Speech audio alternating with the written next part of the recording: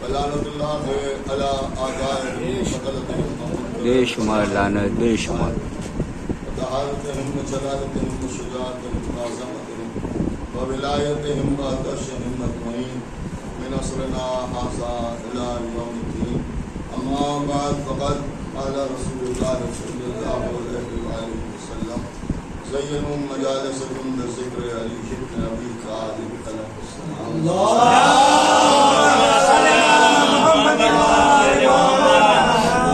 مختصر سی کہ زینت کو اپنی مجلسوں کو علی کے ذکر سے، اور اس کے بعد فرماتے ہیں ذکر و علی عبادت، علی کا ذکر عبادت. یہاں پر ایک بات اور طلب ہے کہ مولا علی کے شان میں جو بھی حدیثیں ہیں حب و علی عبادت، علی کی محبت عبادت، ذکر و علی عبادت، علی کا ذکر عبادت. اور آپ دیکھیں کہ نظر الی وجہ علی بن ابی طالب عبادت، علی کے چہرے پر نظر کرنا عبادت. آپ غور کیجیے گا کہ رسول اللہ نے علی کے چہرے پر نظر کرنا ہو یا علی کی محبت ہو یا علی کا ذکر ہو، ان ساری چیزوں کے لیے ذکر فرمایا ہے کہ علی کا ذکر ثواب، فرمایا کہ علی کے چہرے پر دیکھنا ثواب، بلکہ فرمایا عبادت ہے، عبادت اور ہے اور ثواب اور ہے. یعنی علی کے چہرے کو دیکھنا عبادت ہے، علی کا ذکر کرنا عبادت ہے، علی سے محبت کرنا عبادت ہے. ہر جگہ پر عبادت کا لفظ آیا ہے. کیوں؟ اس لیے کہ یہ سمجھ لو کہ علی ہی کو بندہ ہے کہ جس پر لوگوں کو خدائی کا دھوکہ ہو، اور جب خدائی کا دھوکہ ہو تو بڑی حدیث کو سامنے رکھنا. علی کی محبت عبادت ہے. عبادت اللہ کی ہوتی ہے، ذکر بندے کا. ذکر علی کا کرو گے عبادت اللہ کی کرنا. علی کے چہرے کو دیکھو گے عبادت اللہ کی کہلائے. محبت علی سے کرو گے عبادت اللہ کی کہلائی. اس کا مطلب یہ ہے کہ ان کا ذکر اللہ کا ذکر ہے اور اللہ کا ذکر ہی عبادت ہے. اب غور طلب یہ ہے کہ علی کا ذکر عبادت ہے، کہاں عبادت ہے؟ اب جب زمانہ ہم سے پوچھتا ہے کہ آپ بھائی ذکر علی کیوں کرتے ہیں، اس کا ایک سیدھا سا جواب یہ ہے کہ قرآن میں خداوند عالم نے ارشاد فرمایا کہ ما خلقت الجن والانس الا لیعبدون. ہم نے جنوں اور انسانوں کو نہیں پیدا کیا مگر اس لیے کہ وہ ہماری عبادت کریں. تو ہمیں جو خلق کیا گیا ہے وہ عبادت کے لیے خلق کیا گیا ہے، لہذا علی ہی کا وہ ذکر ہے جو عبادت ہے. لہذا ہم اپنے مقصد حیات کو پورا کرتے ہیں ذکر علی کر.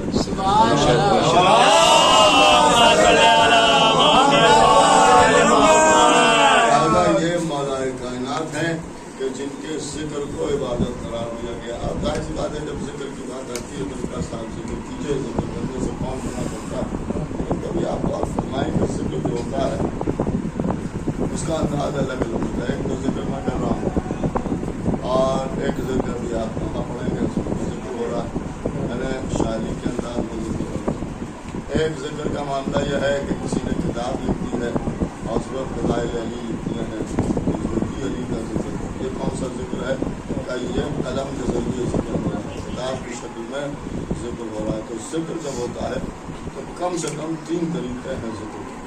ایک کتاب لکھ دی جائے تو ذکر ہے، ایک شعر سنا دیے جائیں تو شاعری میں ذکر ہے، اور ایک یہ کہ نثر میں جیسے میں آپ کے سامنے ذکر کر رہا ہوں نثر کا انداز ہے، یہ بھی ذکر ہے. تو ذکر 3 طریقے سے ہوتا ہے. نثر میں دیکھتے ہیں تو ذکر ہے، اور نظم میں بھی ذکر ہے، اور کتاب کی شکل میں بھی ذکر. خدا کی قسم علی کا ذکر ان تینوں طریقوں سے ایسوں نے کر دیا کہ اس کے بعد کوئی گنجائش نہیں رہی. اس لیے کہ اگر آپ نظم میں دیکھیں جبریل قصیدہ پڑھتے ہوئے ظاہر سی بات ہے کہ نظم میں ذکر کون کر رہا ہے؟ کا جبریل کرتے ہوئے نظر آ رہے ہیں.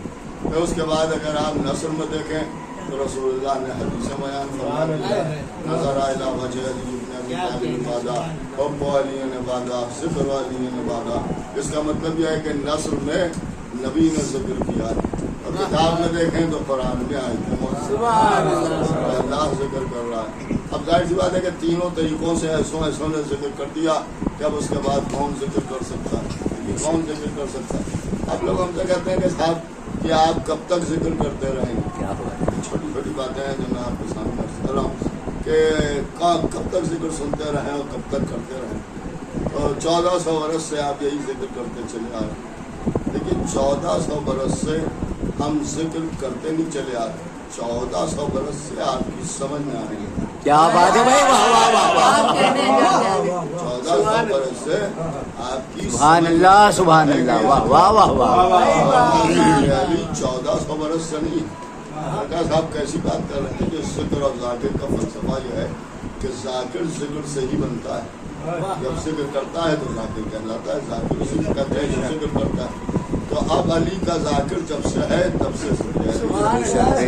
اب علی کا ذاکر کون ہے؟ ان کا صاحب آپ ہے. تو خالی علی مرتبی تھوڑی ذکر ہے.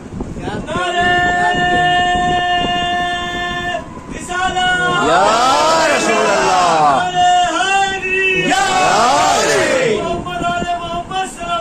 اللہم صلی علی محمد و آل محمد. سبحان اللہ. خالی ہم ہی تھوڑی ہیں بھائی. ذکر اور ذاکر کا فلسفہ یہ سمجھیے کہ جب سے ذکر ہے تب سے ذاکر ہے، اور جب سے ذاکر ہے تب سے ذکر ہے. تو اب یہ تلاش کیجئے کہ علی کا ذاکر کب سے ہے. کب سے کیا سمجھ میں آئے گا؟ تو ان کا صاحب جو ذکر کرے گا وہی ذاکر ہے. تو جو ذکر کر رہا ہے اسے تلاش کیجئے وہ کب سے ہے. تو سب سے چھوٹی بات تو یہ سمجھ لیجیے کہ جبریل نے علی کا ذکر کیا. بھائی واہ واہ واہ. تو جبریل علی کا ذاکر، اور جب ذاکر تو جبریل کب سے ہیں. کیا بات ہے بھائی، واہ واہ واہ. 1400 برس کی بات تو نہیں ہے. جبریل 1400 برس تو ہوئے، ہمیں نام معلوم ہوا کہ ہم کوئی جبریل بھی ہیں. کیا بات ہے، واہ کب واہ سے واہ. ہے اس کا تو کوئی اندازہ ہی نہیں ہے. تو ہم نے جبریل ہی سے پوچھا کہ جبریل آپ بتائیے کہ آپ کب سے ہیں بھائی، آپ کب سے ہیں؟ تو جبریل نے کہا کہ آسمان کے اوپر ایک ستارہ ہے جو 70,000 برس کے بعد آسمان پر دکھائی دیتا ہے. ہم نے کہا پھر؟ کہا اس ستارے کو ہم نے 70,000 بار دیکھا ہے. یا علی یا علی یا علی یا علی یا علی.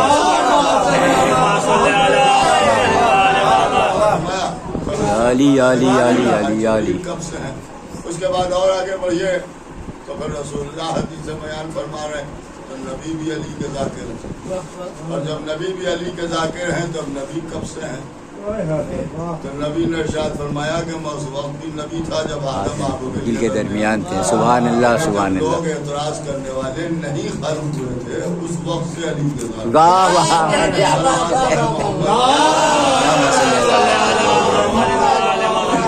زندہ باد زندہ باد. جب سے علی کے ذاکر ہیں، جب سے علی کے ذاکر ہیں تو پورے علی ہیں. اب اس کے بعد قرآن پڑھیے تو قرآن میں بہت سی باتیں مسلمانوں نے بیان کی. کسی نے کہا کہ صاحب 313 آیتیں ہیں جو علی کی شان میں ہیں. کسی نے کہا نہیں صاحب 220 آیتیں ہیں جو علی کی شان میں ہیں. کسی نے کہا 637 آیتیں ہیں جو علی کی شان میں ہیں. اور کسی نے کہا نہیں صاحب 12 ہی آیتیں ہیں جو علی کی شان میں ہیں. اگر تو اس پر بحث میں جانے کی گنجائش ہی نہیں ہے. صرف اتنا سمجھیے کہ ایک ہی آیت ایسی ہے کہ جس میں علی کا ذکر ہے. اس میں ہم بحث میں نہیں جاتے 313 ہے یا 532 ہے، اس سے کوئی مطلب نہیں. ہم کہہ رہے ہیں ایک آیت ایسی ہے قرآن میں جس میں علی کا ذکر ہے. کہاں صاحب ایک آیت تو سبھی مان لیں گے، ایک آیت تو مان لیا جائے. تو اگر ایک آیت میں بھی علی کا ذکر نہیں ہے تو پھر قرآن کے اس دعوے کا کیا ہوگا کہ کائنات کا ہر خوش و در قرآن میں موجود ہے. بھائی جب علی ہی قرآن میں نہیں ہے تو بچا کیا؟ اس کا مطلب یہ ہے کہ علی کا ذکر قرآن میں ہے. کہاں قرآن میں ہے؟ تو ایک ہی آیت میں صحیح، ایک آیت میں تو ہے. کہاں ایک آیت میں ہے؟ تو اگر ایک آیت میں بھی علی کا ذکر ہے تو یہ ذکر قرآن میں کس نے کیا؟ اللہ نے کیا یا نبی نے کیا؟ تو ان کا نہیں صاحب جس کا کلام ہے اس نے ذکر کیا. کیا کلام کس کا ہے؟ کہ اللہ کا ہے. تو اس کا مطلب یہ ہوا کہ اللہ نے قرآن میں علی کا ذکر کیا. جب قرآن میں اللہ نے علی کا ذکر کیا تو جو ذکر کرتا ہے وہ ذاکر ہوتا ہے. کیا بات ہے، علی کا ذاکر ہے. کیا بات ہے بھائی، واہ واہ. ذاکر ہے. اب یہ ذاکر ہے تو یہ کب سے ذاکر ہے؟ تو اس کے سارے صفات عین ذات ہے. اس کے بھی مسلمان قائل ہیں کہ عین ذات ہیں. جب سارے صفات عین ذات ہیں تو ذاکر ہونا بھی عین ذات ہے. عین ذات ہونے سے مطلب یہ ہے کہ جب سے وہ ہے تب سے اس کے صفات ہیں. جب سے وہ ہے تب سے اس کے صفات ہیں. تو یہ ماننا پڑے گا جب سے ہے تب سے علی کا ذاکر ہے. واہ واہ واہ. اب یہ ذرا حساب جوڑ کے بتائیے کہ وہ کب سے ہے. مسلمان کہیں گے کب سے کیا مطلب؟ لفظ کب سے پہلے سے ہے. واہ واہ واہ واہ واہ. ہمیشہ سے ہے. جب ہمیشہ سے ہے تو اس کا مطلب یہ ہوا کہ علی کا ذاکر ہمیشہ سے ہے. بے شک بے شک. ہمیشہ سے ہے تو اللہ بھی علی کا ذاکر ہے جو ہمیشہ سے ہے. اب جو لوگ کہہ رہے ہیں کہ صاحب کب تک سننا پڑے گا، تو بھائی ایک ہی بات ہے بھیا، جب تک اللہ رہے گا تب تک.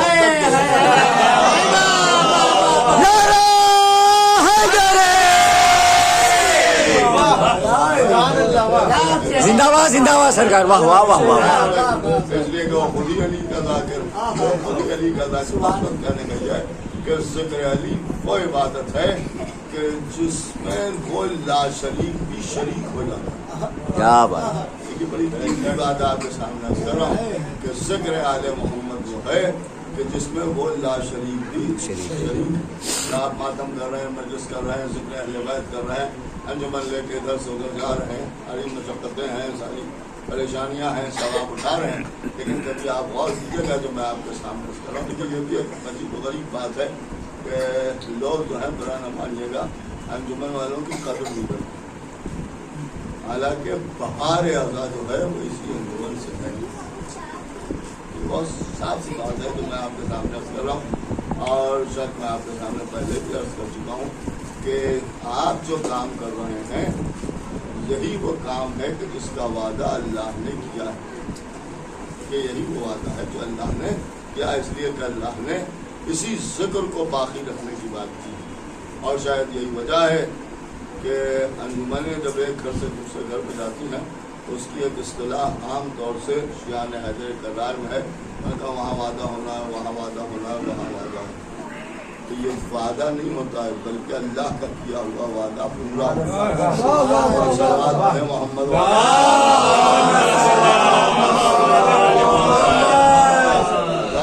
کہ یہ ذکر ہدایت ہے. اور ہم نے تو یہی دیکھا کہ زمانہ ختم ہو جاتا ہے مگر یہ ذکر باقی رہتا ہے. اب اس میں یہ کہا جاتا ہے صاحب 1400 برس سے یہی سنتے چلے آ رہے، بہت پرانا ہو گیا، کوئی نیا کام کیجیے. اور کہنا کوئی نیا کام ہونا چاہیے. یہ تو سب ذکر جو ہے صاحب بہت پرانا ہے، 1400 برس ہو گئے، یہی سب سنتے چلے آ رہے ہیں. تو بھیا نماز بھی تو وہی پرانی والی پڑھتے چلے آ رہے ہیں.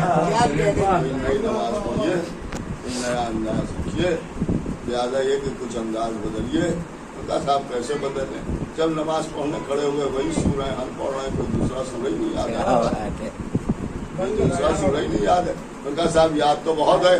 تو اگر یاد ہے تو پھر ہم یہ بھی کہہ سکتے ہیں کہ صاحب ٹھیک ہے آپ سورہ ہم پڑھ رہے ہیں. کہاں سورہ ہم پڑھ رہے ہیں؟ ہم نے کہا سورہ بقرہ کے آپ دشمن ہیں، سورہ توحید کے آپ دشمن ہیں.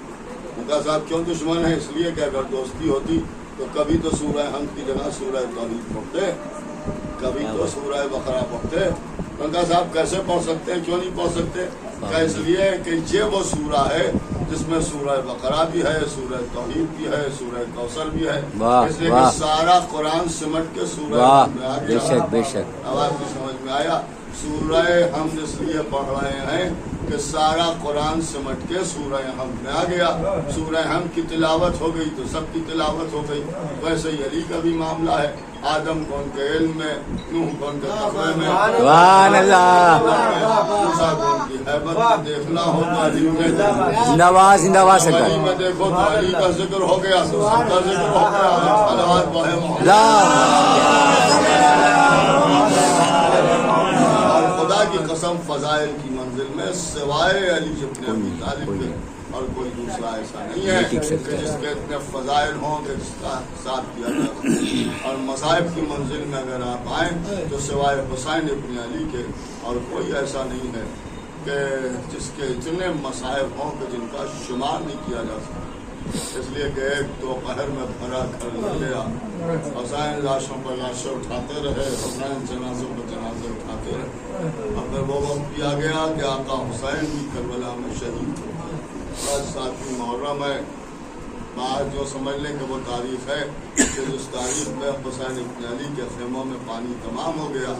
आज हर तरफ से सदाए अलकश बुलंद थी और छोटे छोटे बच्चे हाथों में खाली कूजे लिए हुए एक खेमे से दूसरे खेमे में, दूसरे खेमे से तीसरे खेमे में आए प्यास मारे डालती। और फिर आपको ये भी मालूम है कि साथ की तारीख मंसूब है इमाम हसन अलैहिस्सलाम के यतीम से। जनाब कासिम इब्न हुसैन करबला की सरजमीन के ऊपर 13 बरस का सिन है और जनाब कासिम मरने की इजाज़त मांग रहे हैं। हुसैन इब्न अली ने इजाज़त देने से मना कर दिया, लेकिन उसके बाद फिर वो तावीज़ याद आ गया जो बाजू पर बता हुआ था, और फिर वो बाजू पर से तावीज़ खोल कर कासिम ने पढ़ा, और जब पढ़ा तो आंखों में आंसू आए, लेकिन ये आंसू खुशी के आंसू थे। दौड़ते हुए चले गए कहते हुए अम्मा अब हमारे चचा हमें नहीं रोक पाएंगे। ये कह के तावीज़ जाके हुसैन के सामने रख दिया। इमाम हुसैन ने ख़त को पढ़ना शुरू किया, पढ़ते जाते थे, हुसैन रोते जाते थे। जनाब कासिम को गले लगा लिया और उसके बाद फरमाया अब्बास एक घोड़े का इंतज़ाम करो। एक घोड़ा मंगाया गया। जनाब कासिम घोड़े पर सवार हुए। हुसैन ने आगे बढ़ के गरेबान को चाक कर दिया। किसी ने पूछा ऐसा क्यों किया? क्या इसलिए कि ज़माने की समझ में आ जाए मेरा बच्चा यतीम है, इसलिए कि गरेबान का चाक होना यतीमी की अलामत है, और लोग अगर समझ लेंगे कि ये यतीम है तो हो सकता है कोई रहम करे, लेकिन अफसोस किसी को रहम ना आया, बल्कि कासिम को घोड़ों की टापों से पामाल कर दिया। हाँ, हसन का यतीम करबला में शहीद हो गया। हुसैन ने लाशा उठाया, लाशे को उठाया तो अंदाज से उठाया कि मैं अर्ज नहीं कर सकता। देखिए 2 रिवायतें हैं। एक रिवायत तो ये है कि नन्हा सा बच्चा था, लेकिन घोड़ों की टापों से पामाल होने की वजह से ये कैफियत हो गई कि जब लाश उठाई तो सीना सीने से मस किए हुए थे और पैर जमीन पर खत देते जाते थे। इस आलम में कासिम का लाशा आया, लेकिन मुतबर रिवायत अजीब व गरीब है कि हुसैन इब्न अली ने अपने अबा के दामन को फैला दिया और उसके बाद कासिम की लाश के टुकड़ों को समेटा। एक कटरी की शक्ल में कासिम का लाशा लेके आए, लाके खेमे में रखा।